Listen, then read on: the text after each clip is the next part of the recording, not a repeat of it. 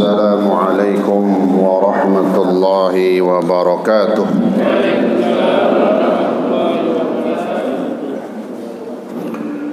Alhamdulillah wa syukurillah pada malam hari ini atas izin Allah kembali kita bermuajahah dipertemukan oleh Allah Subhanahu wa taala dalam satu majlis yang paling mulia, yaitu majlisul ilmi, dengan harapan dan keyakinan kita kepada Allah.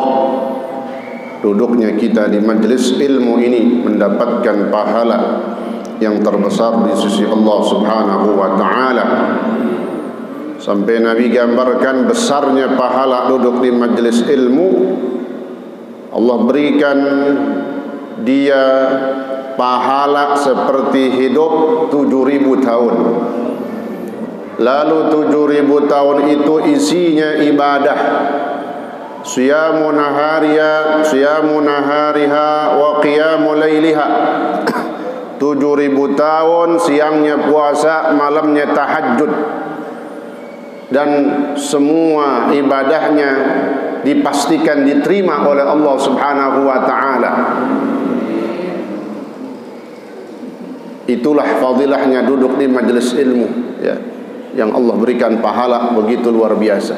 Maka sering saya sampaikan di dalam pembuka, ya, bahwa duduknya kita di majlis ilmu mendapatkan pahala yang terbesar di sisi Allah Subhanahu wa taala, karena berdasarkan hadis Rasulullah sallallahu alaihi wasallam.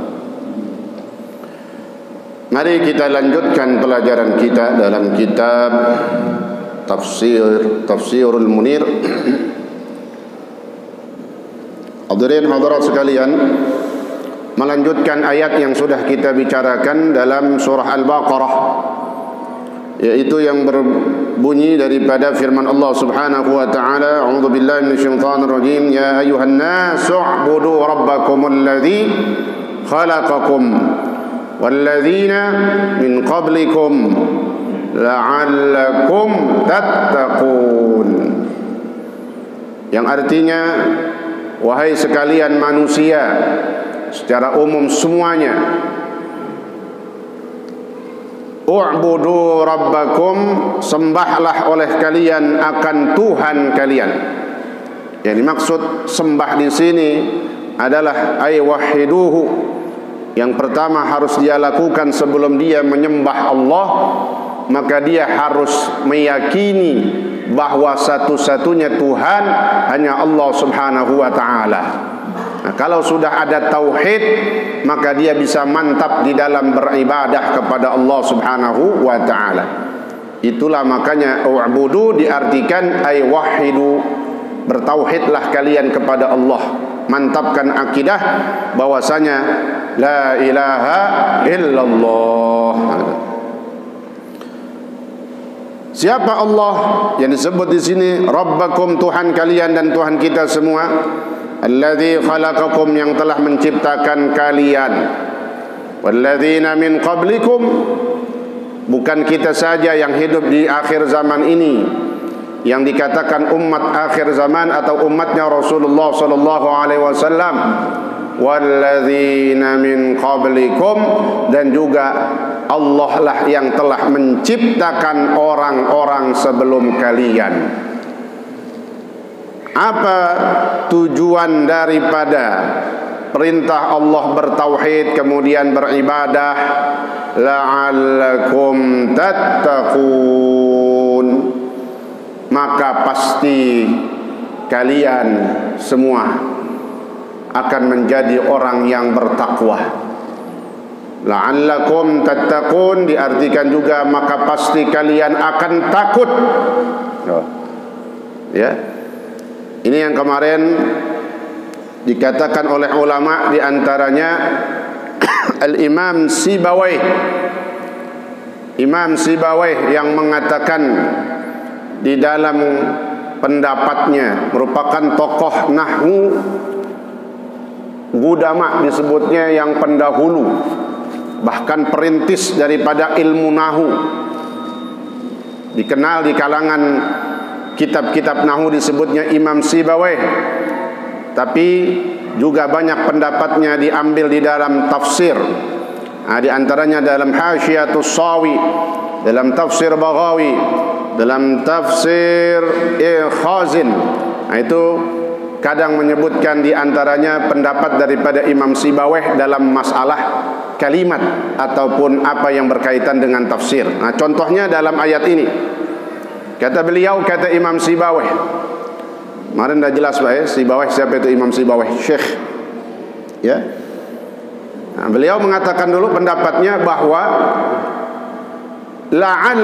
la'allakum atau juga asa di dalam Al-Quran bermakna tahqiq. Lit tahqiq, apa maknanya lit tahqiq? Kepastian.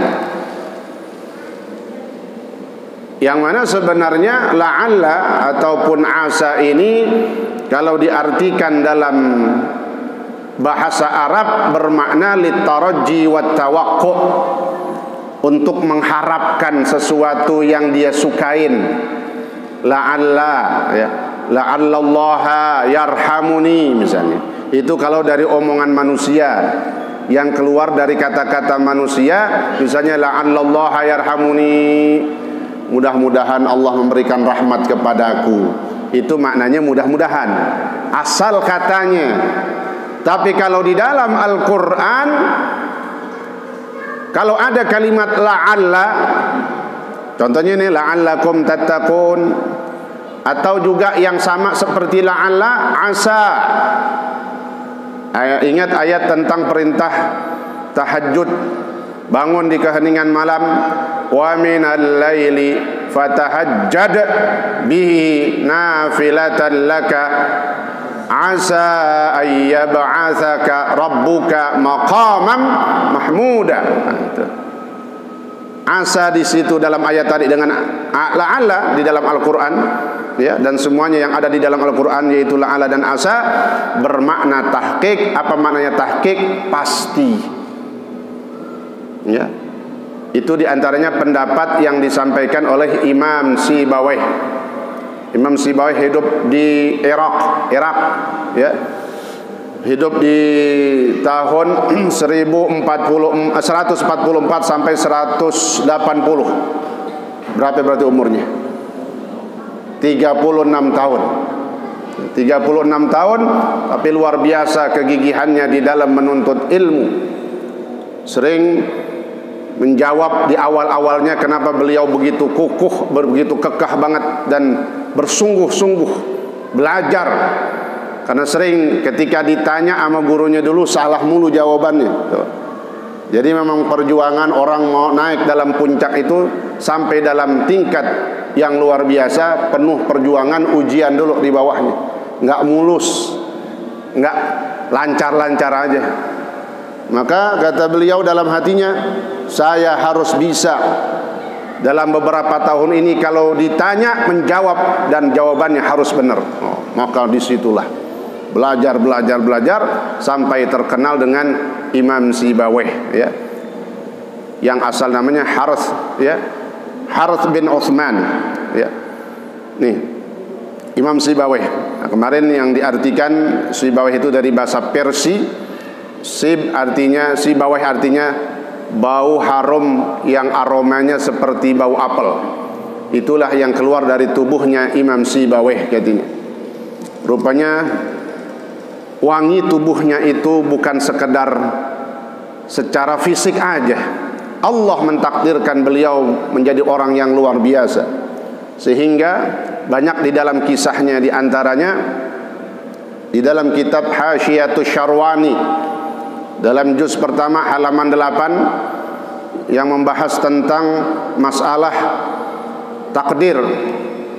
Di situ diungkapkan juga pendapatnya Imam Sibawayh. Lalu diceritakan wa ru'ya fil manam. Setelah wafatnya Imam Sibawayh, ya, ada orang soleh yang memimpikan beliau. Dan beliau Imam Sibawayh sudah berada dalam kenikmatan Allah yang begitu luar biasa, dalam syurga, dan enak banget dalam mimpi. Lalu yang mimpi ini bertanya, Wahai imam, dengan sebab apa engkau mendapatkan nikmat yang begitu istimewa ini? Apakah karena sebab ilmumu? Apakah karena sebab karangan-karanganmu? Apakah karena sebab apa? Ibadahmu? Kata beliau, tidak.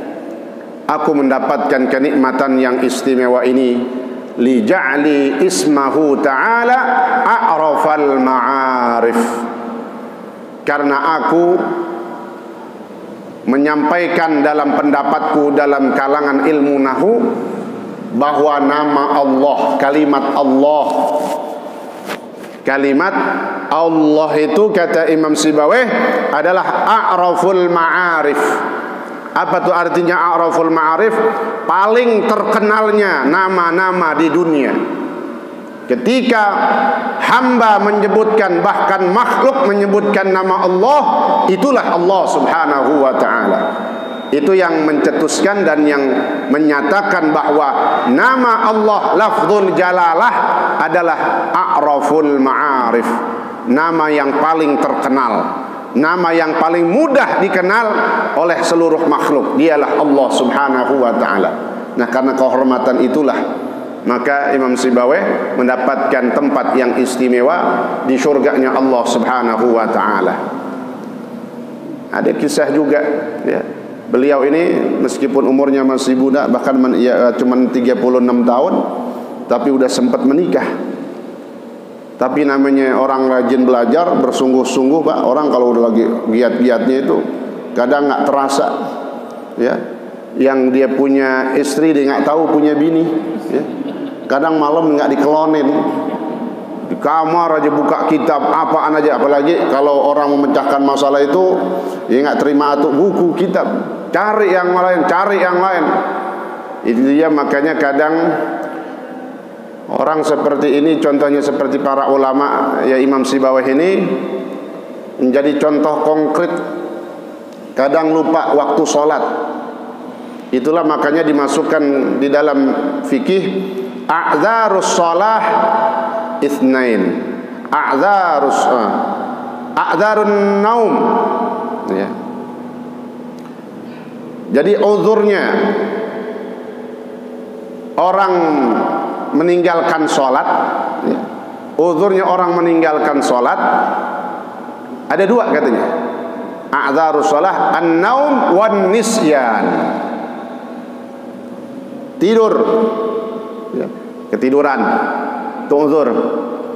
Tidur dari jam 11 belum zuhur kan, capek banget pokoknya, di rumah nggak ada siapa-siapa, anaknya kagak, bininya kagak ya, lagi pergi, dia nggak ada yang bangunin. Jam 2 nggak ada yang bangunin, setengah 3 nggak ada yang bangunin, sampai asar. Tidurnya dari jam berapa tadi? 11, artinya sebelum zuhur. Itu contoh doang, jam 11. Pokoknya sebelum zuhur dia tidur, nggak ngendusin. Tahu ngendusin? Kayak hidung ngendus itu ya. Nggak bangun sama sekali sedikit pun nggak, sampai waktu asar. Kan lewat tuh zuhurnya, tapi dia tidurnya nggak ada yang bangunin, dan tidurnya sebelum masuknya waktu. Nah, itu uzur. Artinya uzur di sini tidak berdosa, dia tidak melakukan sholat zuhur, tapi tetap wajib qadha, tetap wajib bayar, ditinjau. Kenapa dikatakan uzur? Tidak berdosanya. Kan datang tuh panggilan sholat, dia lagi tidur, terus sampai waktu asar lewat, datang dia masih tidur. Nah, tuh ketiduran yang dikatakan uzur. Artinya uzur di sini tidak dikatakan dosa, tidak teledor, tidak lalai. Nah, yang kedua, uzur sholat itu an-nisyan, lupa. Seperti apa contohnya kata ulama fikih? Kamutala'atil kutub, seperti mutalaah. Tahu belum mutalaah? Buka-buka kitab. Makanya bukan kamutala'atil kitab, tapi kalimatnya kamutala'atil kutub, membuka kitab-kitab yang panjang lebar dalam satu permasalahan. Ini contohnya Imam Sibawayh ya. Tapi yang di dalam kisahnya nggak ada kisahnya beliau meninggalkan sholat. Yang ada kadang hak istrinya nggak diberikan, malamnya nggak dikelonin, cemburu bininya. Dia tahu diintipin nih malam tidur kagak ya. Gua udah masang katanya, nggak nyemplak juga, mana musim hujan. Bangun dah, kemana sih ini? Ya.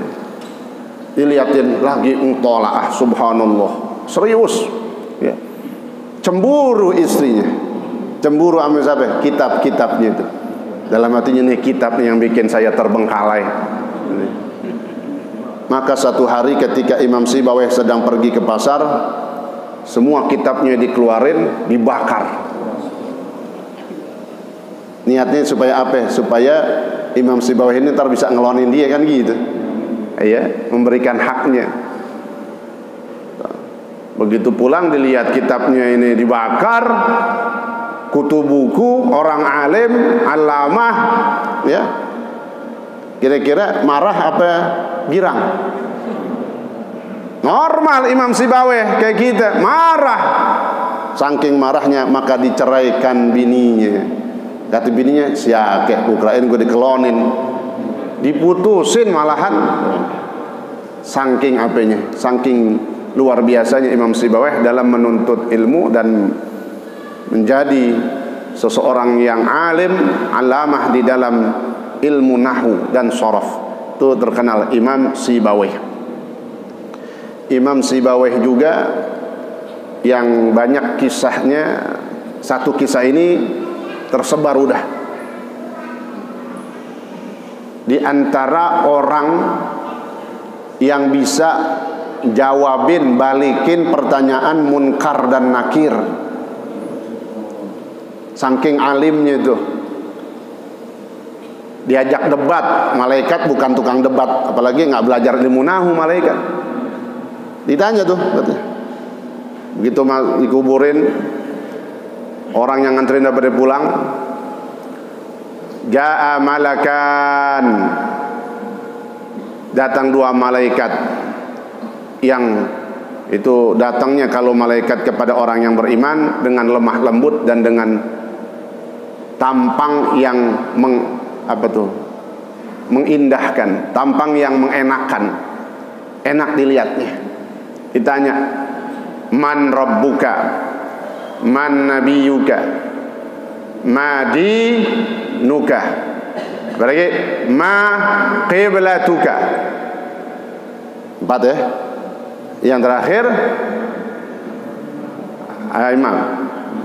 Ma imamuka. Ada 6. Yang terakhir man ikhwanuka. Karena di depannya ada apa tuh? Ada ma, ada man. Kalau man berarti seperti artinya Rasulullah ya. Atau man rabbuka kan itu. Ada lagi ma, kalau ma ya apa kan gitu artinya. Setelah ditanya, kata Imam Sibawayh, sebentar malaikat munkar nakir. Sebelum saya jawab, saya mau tanya dulu. Ini yang ditanya pakarnya nahu. Bahasnya dalam nahu. Di dalam nahu itu ma itu ada banyak, Pak. Ada ma zaidah, ada ma mausulah, ada ma syartiyah, ada ma istifhamiyah, tuh. Ada ma hijaziyah, tuh. Ditanya atuk doang. Sebelum saya jawab, saya tanya dulu katanya.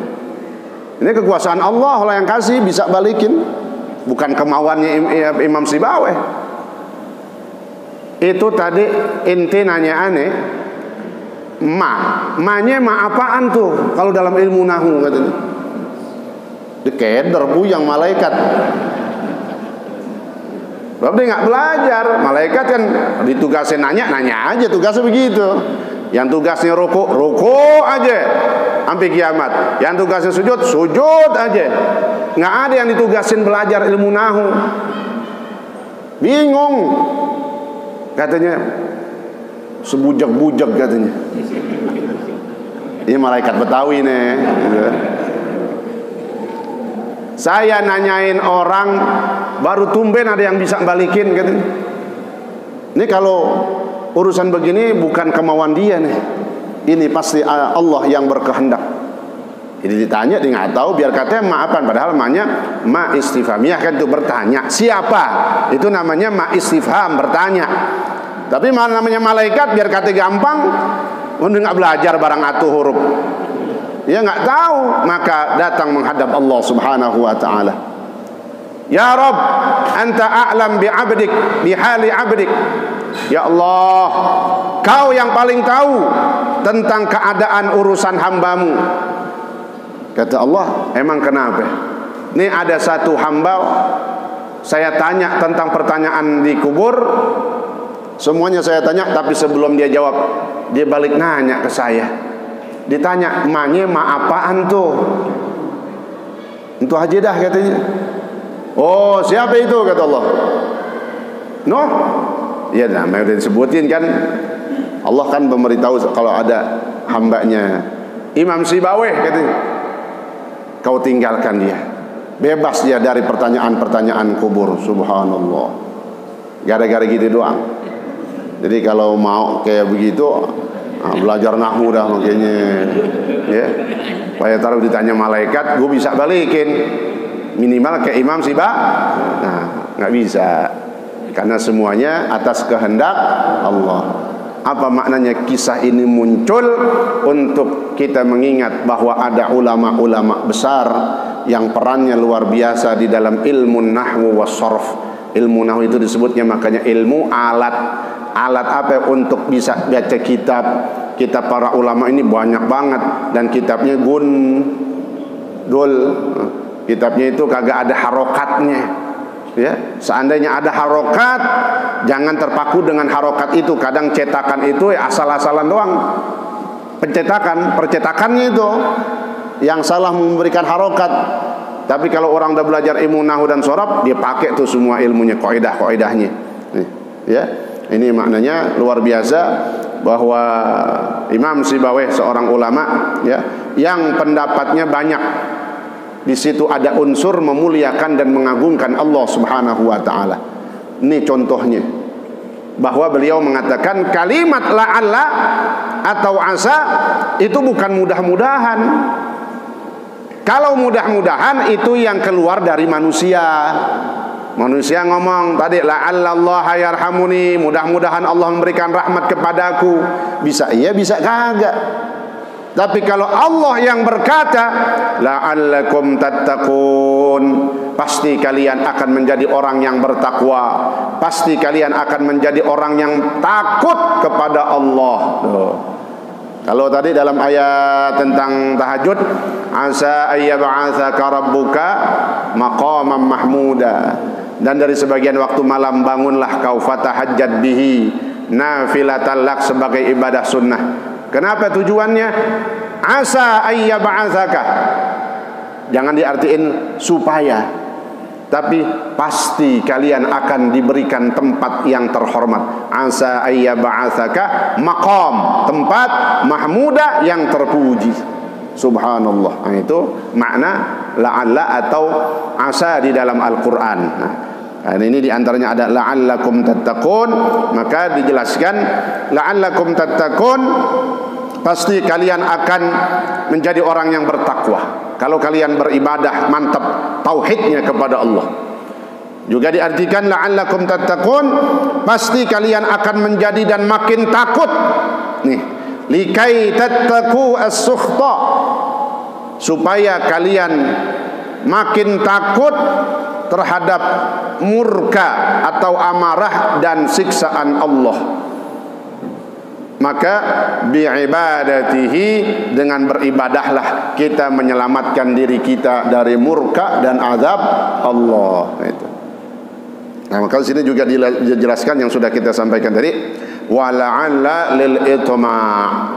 Kalimat la'alla di dalam Al-Quran, di dalam bahasa Arab, asalnya adalah maknanya harapan, supaya, atau mudah-mudahan, atau agar, kan gitu.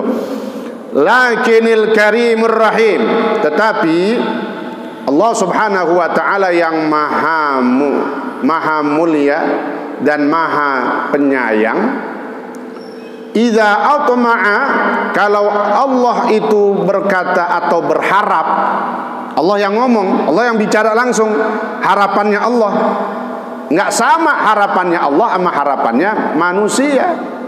Kalau harapan manusia bisa jadi bisa kagak, tapi kalau Allah berharap itu udah pasti.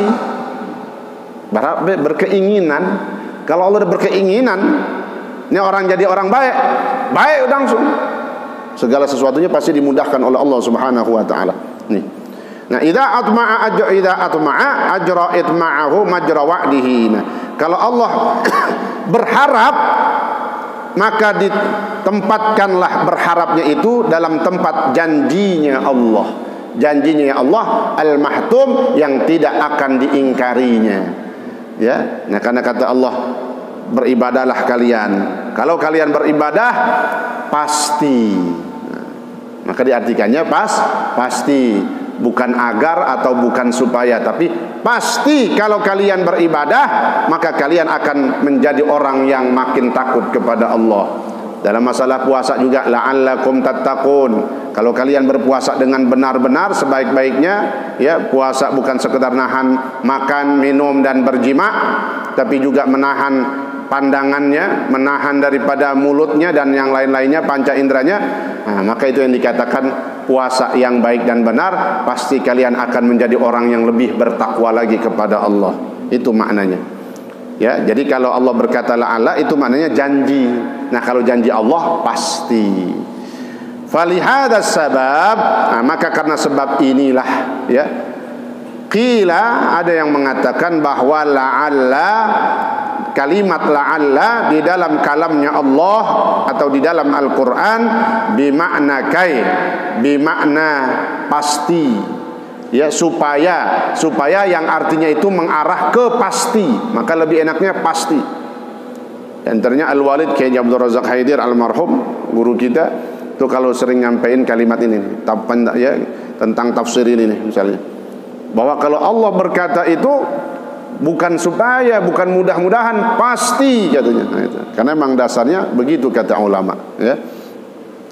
Kemudian selanjutnya, setelah seluruh manusia dipanggil oleh Allah Subhanahu wa taala untuk menyembah, bertauhid kepada Allah yang telah menciptakannya dan juga yang telah menciptakan manusia sebelumnya. Apalagi kata Allah, alladzi ja'ala lakumul arda firasya.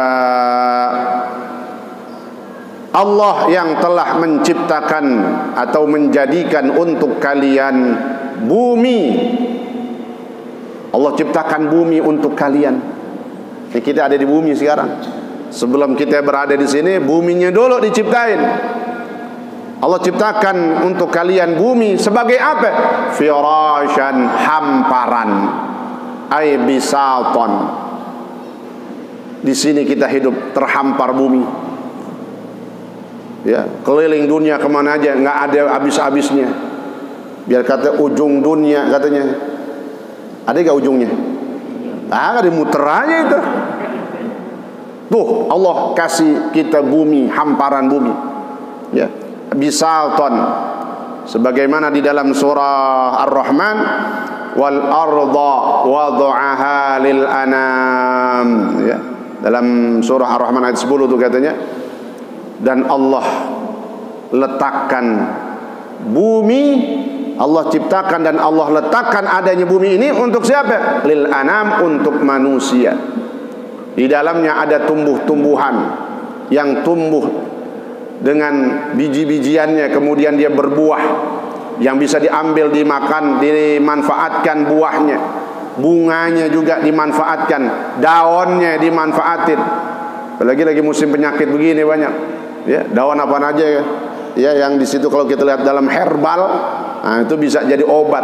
Itulah memang fungsi Allah menciptakan bumi ini, lalu hidup di atas bumi itu tumbuh-tumbuhan yang semuanya manfaatnya naf'an lakum, kata Allah, yang bisa kalian ambil manfaatnya, daunnya, bijinya, buahnya, tangkainya, bunganya, dan semua dari, ya, keberkahan yang Allah berikan di muka bumi ini.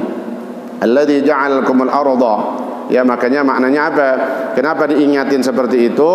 Ini orang-orang kafir, kan orang kafir Quraisy awalnya, yang di Mekah sama orang-orang siapa itu kemarin Yahudi, dia kan berdua mulut tuh, supaya sadar gitu. Kamu itu tadinya nggak ada, Allah ciptakan ke muka bumi, di bumi udah ada apa aja itu. Maka kata Allah dalam surah Ar-Rahman apa? Fabi ayyi ala'i rabbikuma tukadziban. Maka nikmat Tuhanmu yang mana lagi yang kau mau ingkari itu. Secara tidak langsung ini menegur kepada orang-orang kafir, orang-orang Yahudi, supaya mereka sadar bahwa mereka ada bukan dengan sendirinya, tapi mereka ada karena diciptakan oleh Allah Subhanahu wa taala. Maka sebaiknya sebenarnya mereka harus menyembah Allah Subhanahu wa taala, tapi Allah enggak paksain. Di dalam surah Al-Kahfi apa kata Allah? Man syaa'a falyu'min wa man syaa'a falyakfur. Siapa yang pengen hidup di dunia ini silahkan, yang pengen beriman silahkan mantepin imannya, yang pengen kufur silahkan kata Allah. Subhanallah. Mudah-mudahan Allah jaga iman kita, Allah akidah kita, Allah jaga terus semua diri kita, keluarga kita, Allah jaga dan Allah lindungi dari segala macam mara bahaya dan musibah. Dan mudah-mudahan pada saatnya kita semua pasti akan meninggalkan dunia ini. Maka yang meninggal kita nanti semuanya pada saatnya insyaallah dalam keadaan husnul khatimah. Amin ya rabbal alamin. Al-Fatihah. A'udzu billahi minasyaitonir rajim. Bismillahirrahmanirrahim. Alhamdulillahi rabbil alamin. Arrahmanir rahim. Maliki yaumiddin. Iyyaka na'budu wa iyyaka nasta'in. Ihdinas siratal mustaqim. Siratal ladzina an'amta 'alaihim ghairil maghdubi 'alaihim waladdallin. Amin. Bismillahirrahmanirrahim. Alhamdulillahi rabbil alamin. Allahumma shalli wa sallim wa barik ala sayyidina Muhammad wa ala ali sayyidina Muhammad. Allahumma rabbana anfa'na bima 'allamtana wa 'allimna ma yanfa'una wa zidna 'ilma walhamdulillahi ala kulli hal bi rahmatika ya arhamar rahimin. Allahumma aghnina bil 'ilmi wa zayyinna bil hilmi wa akrimna bit taqwa wa jammilna bil 'afiyah bi rahmatika ya arhamar rahimin. Sallallahu ala sayyidina Muhammad wa ala alihi wa sahbihi wa sallam. Walhamdulillahi rabbil alamin. Wassalamu alaikum warahmatullahi wabarakatuh.